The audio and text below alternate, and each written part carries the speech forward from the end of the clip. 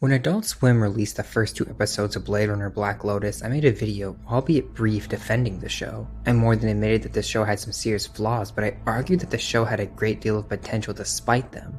Now, did Black Lotus make good on that potential? Well...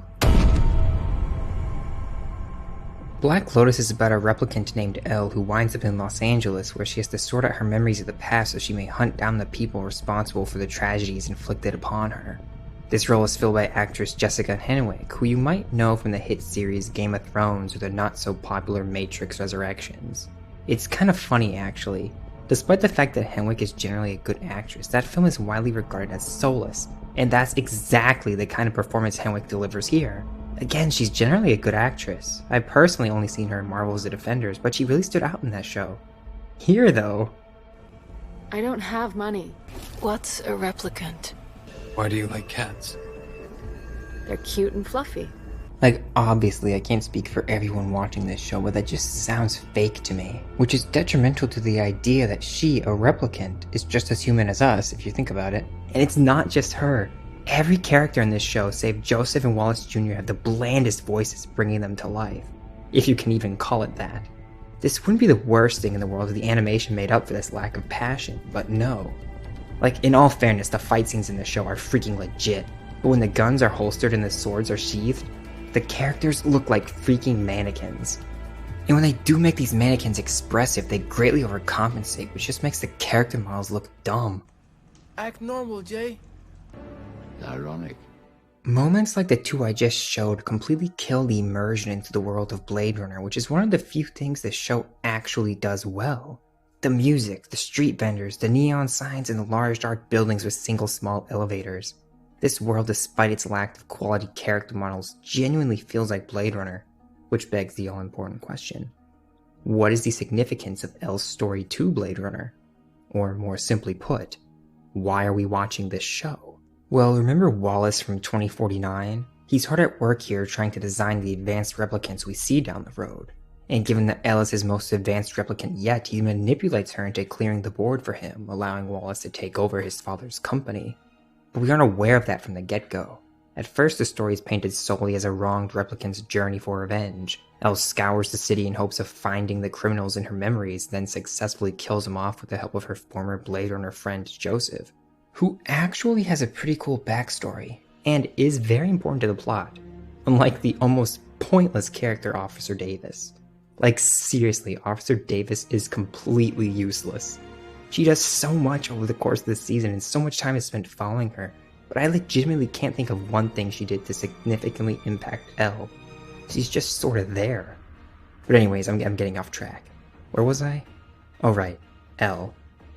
Elle's fight against the demons of her past was honestly really fun to watch, but the show decides to drag this out for as long as humanly possible. The first two episodes offer us a pretty good glimpse at all of Elle's relevant memories, and one of Elle's targets even explains to her exactly what happened. The video made after the first two episodes released is evidence enough that they showed us everything we needed to know in order to piece together the past ourselves. Yet despite this, the fourth episode is spent explaining exactly what happened, as if we didn't already know. And don't even get me started on the 8th episode, which is literally just a freaking clip show only halfway into the first season. I think they were trying to go for the slower tempo that Blade Runner is known for, but translating that to television is easier said than done. It's one thing to have a slow 20 minutes in a 2-hour movie, but 20 minutes on TV is all the viewer is going to see for a span of 14 days, you know? It was at this point that I began to consider the notion that Black Lotus wasn't just bad, but was actually the worst television show I'd ever seen. And believe me, I've seen a lot of bad TV. Thankfully though, episode 8 was the show's rock bottom. Episodes 9 through 13 were considerably better. I mean, how could they not be? The moment you see Elle in a tactical suit rather than her big burly jacket, you know things are changing for the better. She fights her way up the Wallace Corporation building like she's Sandy Cheeks fighting her way through Karate Island, then slays the man who set all this in motion. Or at least she thinks she does. But as the hero always does, eventually Elle learns the truth, and she sets off to face Wallace, her creator, her god, as he would describe himself. And this is where the Blade Runner franchise's primary message finally takes center stage. What it means to be human. I talked about this message before in my Blade Runner 2049 video, so I won't go into too much detail here.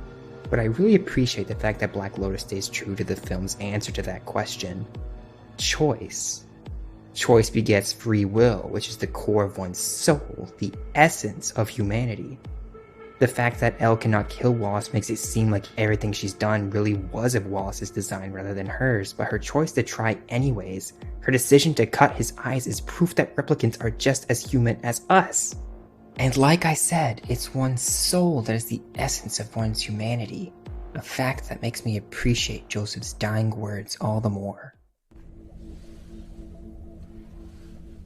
You have a soul. You're more human than I am. It's pretty funny though that the story behind Wallace's eyes is cooler than the story behind Nick Fury's. Those bad guys still in there somewhere. Oh, mother! Cute and fluffy. In all seriousness though, Blade Runner Black Lotus is far from perfect. The pieces were there to tell an incredibly compelling and emotional story about the meaning of humanity, but for the most part the show falls short of its potential. Even so though, its score, setting, fight scenes, and finale are enough for me to walk away from the show at least somewhat content. I would give the show a 65, but that freaking clip show episode brings it down to a 60. So, Joseph dies in the final battle, right? And afterwards is a month-long time jump. And then this happens. Jay. Elle.